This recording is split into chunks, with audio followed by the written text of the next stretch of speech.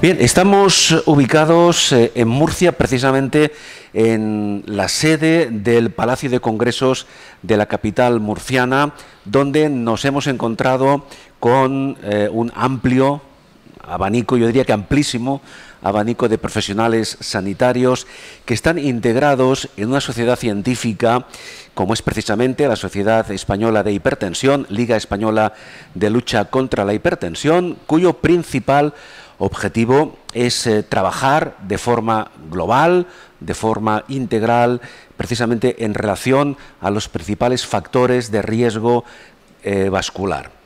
Es conocido este dominio público incluso en varios ámbitos y no solo en el científico, la importancia, la prevalencia que tiene la hipertensión arterial en cuanto, no solo en cuanto a la salud, también en cuanto a la calidad de vida de las personas.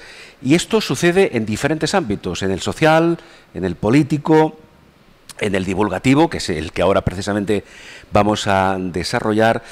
No hay que olvidar que las enfermedades a nivel cardiovascular son la principal causa de muerte y discapacidad a nivel global. Las cifras son espeluznantes, son importantísimas.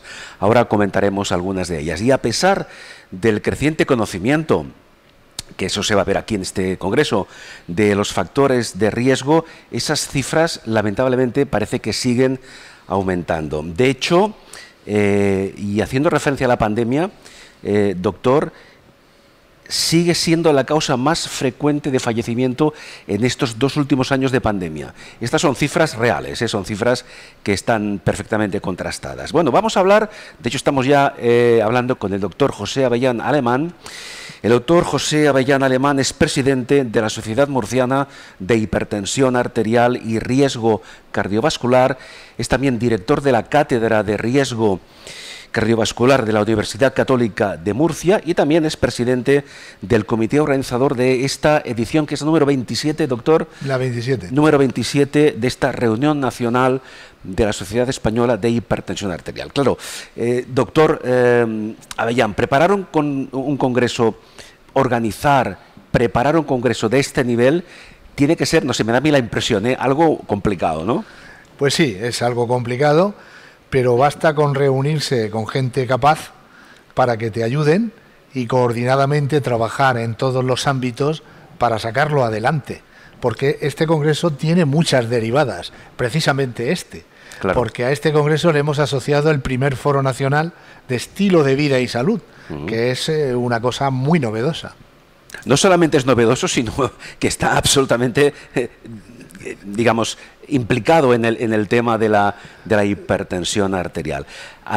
Si no recuerdo mal, son unos 1000 asistentes, 1000 especialistas los que van a desarrollar los diferentes contenidos de este congreso, ¿no? Sí, vamos a superar los 1000 congresistas. Más de 1000 congresistas de toda España. De toda España. De toda España. Sí. Por cierto, me gustaría, ya que usted es presidente de la Sociedad Murciana de Hipertensión Arterial, ¿cuál ha sido, brevemente, evidentemente, la evolución a nivel regional de la sociedad? Bueno, pues es una sociedad muy activa, la autonómica de Murcia. Es decir, ¿sí? Yo creo que es de las sociedades autonómicas que más iniciativa tiene en cuanto a capacidad organizativa. Hacemos unas jornadas autonómicas de hipertensión arterial, hacemos reuniones de casos clínicos, hacemos reuniones de simposium, es decir, nos movemos bastante y también participamos en estudios coordinados con el resto de las sociedades autonómicas de España. Bueno, el hecho de que es una sociedad activa, la muestra es que han sido ustedes designados como organizadores de este congreso, que además es entiendo, una gran responsabilidad, ¿no? Yo creo que sí, la verdad que sí, porque atender a tanta gente con tanto... Además es un congreso como a mí me gusta y como yo concibo que sean los congresos. Ajá. Es decir, yo entiendo que un congreso es la oportunidad para ir a lo que más te guste. En un momento determinado el congresista tiene como 5 o 6 opciones de abrir diversas puertas y enterarse de lo que más le interese. Claro. El problema, permítame la expresión, es que quizá algunas de ellas son simultáneas y aquí nos encontramos en la disyuntiva de si vamos a una mesa redonda o vamos a la otra.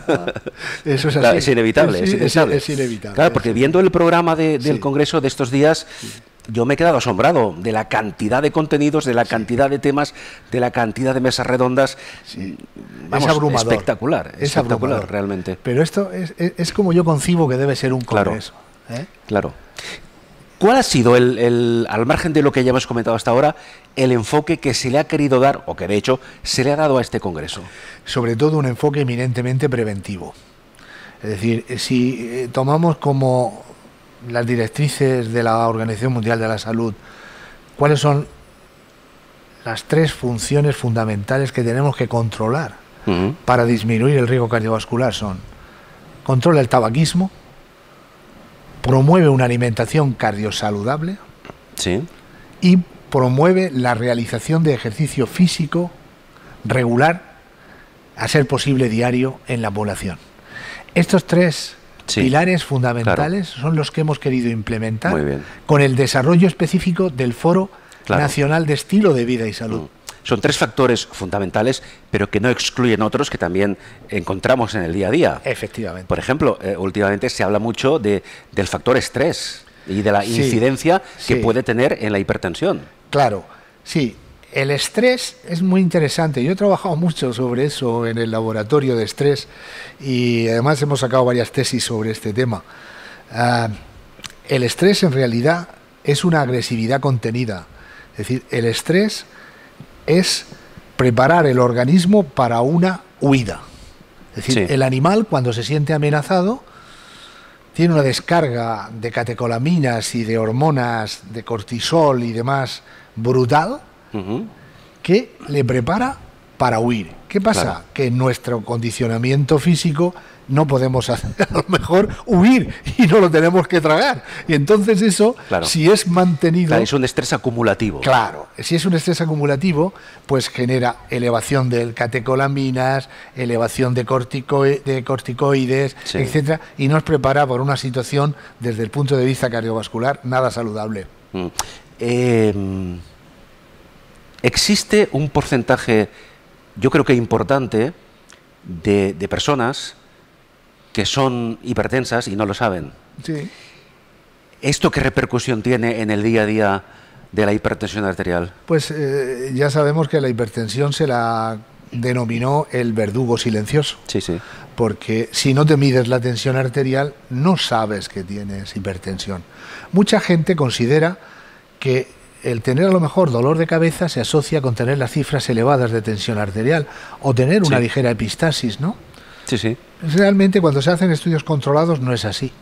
Es decir, no hay una asociación entre la cefalea y el descontrol de las cifras tensionales. A pesar de que mucha gente cree en estos mitos. ¿Qué cree en esto? Sí, esto, bueno, tiene razón de ser cuando las cifras de diastólica son muy altas, por encima de 120, pero en la mayoría de los casos no ocurre así. Además sucede otra cosa, y es que el hipertenso sufre una desviación de la curva de autorregulación del flujo sanguíneo cerebral hacia la derecha. ¿Qué quiere decir esto?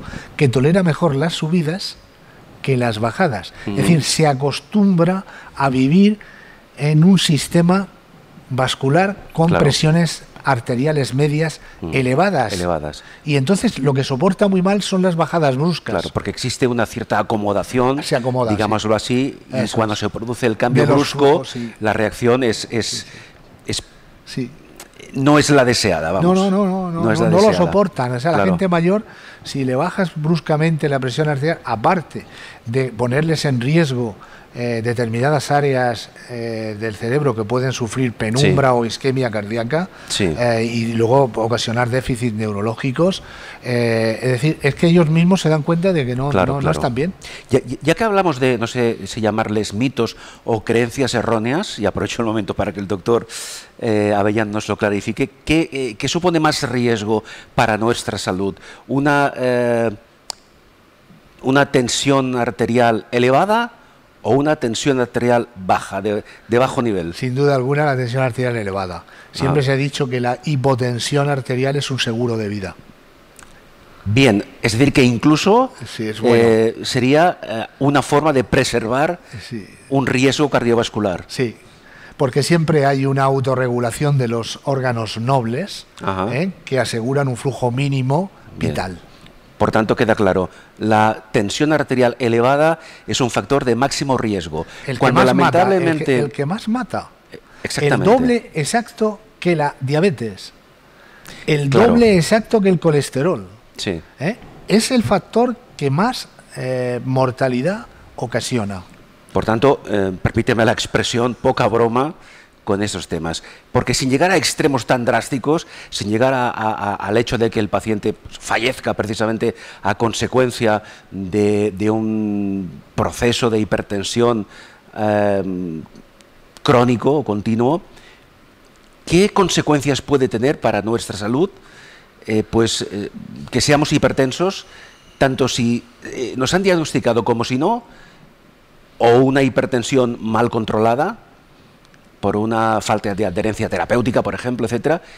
¿Cómo puede repercutir en nuestra salud sin llegar al extremo de que el paciente fallezca? Hay dos tipos de complicaciones. Unas que son netamente hipertensivas, es decir, muy relacionadas con la subida de la presión arterial, y otras que son complicaciones indirectas, que son complicaciones arterioscleróticas, en donde la hipertensión juega como un factor favorecedor de la arteriosclerosis. Entonces, entre las primeras está el ictus. El ictus está muy relacionado con la elevación de la presión arterial. Está la insuficiencia cardíaca, y y luego están las complicaciones netamente arterioscleróticas, que son la cardiopatía isquémica. Podíamos ahí meter la nefropatía hipertensiva. Es decir, que ahí donde también hay un componente importante, pero donde la presión arterial ya juega un papel secundario. Por tanto, doctor, esas patologías que usted acaba de comentarnos son sí o sí patologías de alto riesgo, que hay que intentar evitar de alguna forma. Bien, sería interesante también, doctor, claro, estaríamos hablando varias horas con usted, pero el tiempo no nos lo permite, porque además el doctor Avellán tiene que asistir a las mesas redondas, etcétera. Pero sí que vamos a dar algunas pinceladas más sobre el tema. Ya ha quedado claro que las cifras de personas hipertensas son elevadísimas, pero, por ejemplo, en España, estadísticamente, ¿tenemos alguna referencia? Sí. En personas adultas, por encima de los 18 años, estimamos que hay una prevalencia de un 40% de pacientes hipertensos. Con cifras que estamos hablando de 140-90, aunque ahora mismo pues se está discutiendo si en 130-80, entre 130, 140, 80, 90. Pero si nos vamos a la detección clínica y poniendo la barrera en 140-90, pues un 40% de la población adulta española padece hipertensión. ¿Esta barrera sería el límite? El límite 140-90. Sí, este sería el límite a partir del cual consideramos que si eso se mantiene en el tiempo es hipertensión arterial. Bien. En las personas de más de 60 años pues llegaría a porcentajes mucho más altos. En algunas cohortes el 60 y el 70%, o sea, lo normal es que ahí te encuentres hipertensos más que normotensos. Es decir, que la presión arterial en el mundo occidental sigue una línea ascendente con la edad. Correcto. Además, no pierde el valor predictivo con la edad. Es decir, antes nos planteábamos si a partir de los 80 años había o no que tratarles, y se ha visto que sí, que cuando se les trata y se les baja la presión arterial, tienen menos complicaciones que el no tratarles. Claro, porque el paciente hipertenso lo va a ser durante toda la vida. Es decir, hablamos de una enfermedad, de una patología crónica. Crónica, y yo le pregunto, ¿y además progresiva o no? Sí, es mala compañera de viaje, porque va deteriorándote todos los órganos. Los órganos nobles, los órganos diana, que son el riñón, el corazón y el cerebro fundamentalmente. Entonces, a nivel renal va produciendo pues un aumento de la presión intraglomerular, va alterando la función glomerular, las funciones de los riñones. A nivel cardíaco nos va a ir acelerando el desarrollo de cardiopatía isquémica, y a nivel cerebral nos puede provocar un ictus. La mayoría de ellos son aterotrombóticos, ¿eh? Claro, antes de dar también, doctor Avellán, algunas pinceladas sobre las novedades del Congreso, y ya que estamos hablando en concreto de estas cifras que pueden ser precursoras de una hipertensión arterial, ¿cómo se trata la hipertensión arterial? Pues hay dos aspectos fundamentales para el tratamiento de la hipertensión arterial. Uno es la modificación del estilo de vida. Cambiar el estilo de vida por un estilo de vida más cardiosaludable. Cosa que es fácil de decir y muy difícil, pero muy complicada a veces de llevar a la práctica. Es tremendamente complicado, porque se ha dicho que cambiar de hábitos es tan difícil como cambiar de religión o de equipo de fútbol. Sin duda. Es decir, que esto se lleva en el ADN. Claro. Es decir, es lo que más perdura. Claro, ¿no? pero tendríamos que ser capaces de entender que nos jugamos la vida, en muchos casos. Claro, es importante el volver a nuestras raíces. Es decir, lo que se ha demostrado, por ejemplo, que la dieta mediterránea, que es una dieta que hemos exportado al resto de países anglosajones, se ha convertido en una dieta protectora desde el punto de vista cardiovascular. El aceite de oliva, sobre todo si es virgen extra, es la mejor grasa alimenticia que podemos utilizar para cocinar, ¿no? El consumo de frutas y verduras es muy importante en nuestra alimentación, ¿eh? Volver a la dieta mediterránea es muy importante. Sin duda. Doctor, hemos hablado del enfoque, a grandes rasgos, evidentemente, del Congreso. ¿Cuáles serían las principales novedades que van a presentarse durante estos días? Pues mira, vamos a presentar un estudio nacional que he tenido yo la suerte de coordinar sobre, ahora que hemos estado con la COVID, la Asociación de la Hipertensión y la COVID-19, ¿no? Entonces han participado 10 sociedades autonómicas, lo hemos presentado recientemente en San Diego, en Estados Unidos, y ahora lo vamos a presentar a nivel nacional aquí. Este estudio, que ha reclutado a 1.400 pacientes hipertensos que han padecido la COVID-19, ha sacado unas conclusiones interesantes. O sea, el 30% ingresan en el hospital de los hipertensos con COVID, un 5% pasan a UCI, y la tasa de letalidad, no podemos hablar de tasa de mortalidad porque no tenemos 100.000, la tasa de letalidad es el 4%. No es nada desdeñable. ¿Y esto, comparativamente hablando con otras patologías? Algo más elevada. Algo más elevada. El desarrollo de hipertensión aumenta el riesgo, y sobre los hipertensos, si recae la COVID-19, el riesgo es mayor. Y no tan solo en cuanto a la COVID, en relación a este estudio que usted comenta, que va a ser muy interesante, hemos de pensar, o no tenemos que olvidar, que algunos o muchos, no sé, ahora usted nos lo comenta estadísticamente cuál es la intensidad o cuál es la frecuencia, que muchos pacientes que son hipertensos son al tiempo pacientes pluripatológicos. Totalmente. ¿Eso afecta al desarrollo de la hipertensión? Sí, hay mecanismos fisiopatológicos que se implican en el desarrollo de la hipertensión, por ejemplo, la obesidad.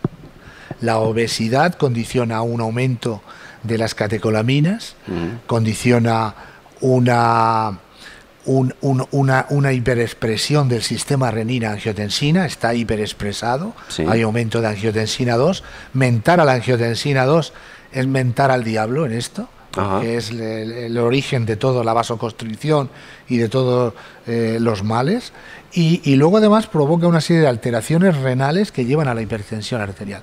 Con la diabetes pasa igual, o sea, hay asociaciones que favorecen el que la hipertensión y la diabetes vayan de la mano. Claro, y cuando se produce esa asociación, multiplica el riesgo. Evidentemente el riesgo se multiplica. Se suma, se dispara. Se multiplica, se dispara, y eso afecta al control de la hipertensión. Claro. Es muy importante, o sea, el control de la presión arterial es muy importante. Vamos a ver, los diabéticos tienen complicaciones micro y macrovasculares, ¿no? Siempre se ha dicho que el diabético padece de sus complicaciones microvasculares, pero suele morir de las macrovasculares. Es decir, es tanto más eficaz bajarle la presión arterial al diabético que controlarle la glucemia. Y esto es gordo y a lo mejor no me van a entender bien. Es decir, las dos cosas son importantes. Es como si quieres salvar a papá o a mamá. No, queremos salvar a los dos. Pero que realmente desde el UKDPS ya se sabe la importancia que tiene el control de la presión arterial en la población diabética. Claro, ahora hablaremos, doctor, antes de concluir, de la importancia que tiene, que sin duda la tiene, y eso se va a contrastar aquí, la integración de los equipos multidisciplinares en el control del riesgo cardiovascular. Pero permítame, es muy importante, sí. Antes me gustaría, ya que usted ha hablado de la disyuntiva, como ejemplo, del hombre y la mujer, ¿a quién afecta más la hipertensión? ¿Más a los varones? ¿Más a las mujeres? En los estudios epidemiológicos a edades tempranas afecta más a los varones, pero después la mujer, que además tiene una supervivencia mayor, es más hipertensa que el hombre. O sea, la mujer lleva un decalaje respecto al varón de unos 10 años en cuanto a complicaciones cardiovasculares. Porque la mujer vive durante toda su época fértil protegida por la producción de estrógenos. Cuando llega la menopausia y el climaterio, entonces lo que sucede es que decae la producción de estrógenos ováricos y entonces el riesgo cardiovascular queda se asemeja... menos protegida. Claro, queda desprotegida. Y además, doctor, no debemos olvidar que de un tiempo a esta parte la mujer ha cambiado, ha modificado sus estilos de vida. La mujer fuma más, la mujer quizá pues descuida más su alimentación. Y esto hemos hecho un estudio hemos hecho un estudio que llevo ya una línea de investigación con gente trabajando en los factores de riesgo cardiovascular en los jóvenes en la universidad. Por ejemplo. O sea, cuando entran, y a ver si el paso por la universidad que está sensible a los movimientos ecologistas, a la defensa de las ballenas, se preocupa realmente por el cuidado de la salud de la población, qué es lo que pasa, y nos hemos dado cuenta de que las chicas jóvenes fuman en la misma o mayor proporción que los chicos. Sí, eso es cierto. Solo hay que ser un poco observador. Hay que padecen más estrés que los chicos. Tienen un perfil de riesgo. Por tanto, son candidatas en un futuro a ser mujeres hipertensas. Con riesgo cardiovascular elevado. Con riesgo cardiovascular, evidentemente. Vamos ya para concluir, doctora, lo que apuntaba antes. Equipos multidisciplinares que ayuden, que trabajen para el control del riesgo cardiovascular. ¿Se les da la importancia que tienen a esos equipos? Y por otra parte, ¿están implementados? Esto es fundamental. Esto es fundamental. Es decir, aquí tenemos que participar todos en la lucha contra el riesgo cardiovascular. Hay una frase que a mí me gusta de Talleyrand que decía: la guerra es algo muy serio como para dejarlo solo en manos de militares. Y aquí esto excede de nuestras competencias como médicos, o sea, porque yo puedo hacer una actividad preventiva individual, pero no colectiva. Es decir, tienen que implicarse otros estamentos. Es decir, esto rebasa a que participe el médico conjuntamente con enfermería. Incluso la farmacia comunitaria puede aportar bastante. Sí, sin duda. Es decir, tenemos ahí, pero hay un equipo de nutricionistas que serían muy de ayuda, de ayudarnos, y sobre todo monitores de ejercicio físico también. Fundamental. Es decir, todos estos implementados, incluso psicólogos, es decir, todos estos equipos multidisciplinares. Y luego hay una cosa que se nos olvida y que yo siempre voy a lanzar, una de esas, que es los maestros.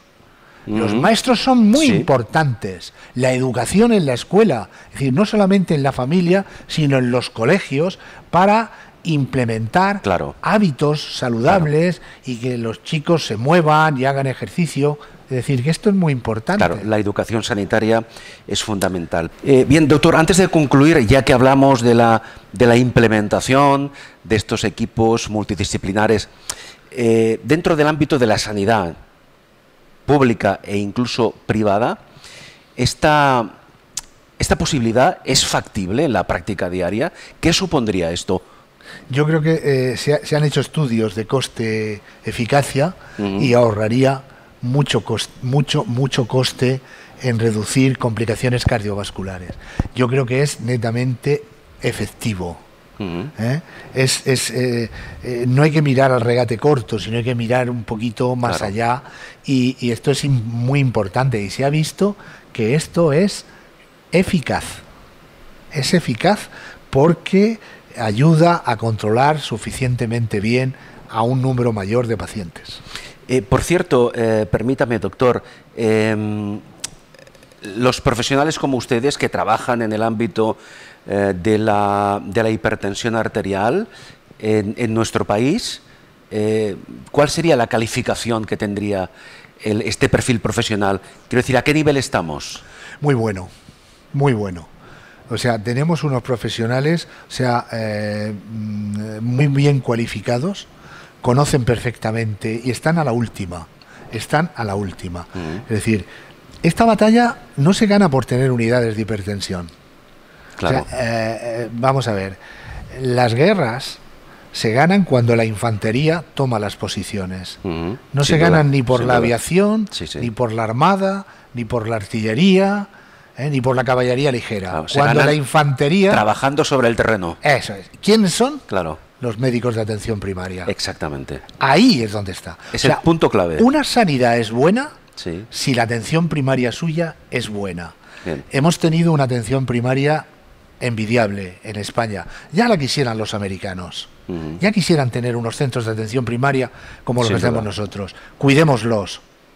Mimemos a los profesionales, a los enfermeros, a los médicos que trabajan allí.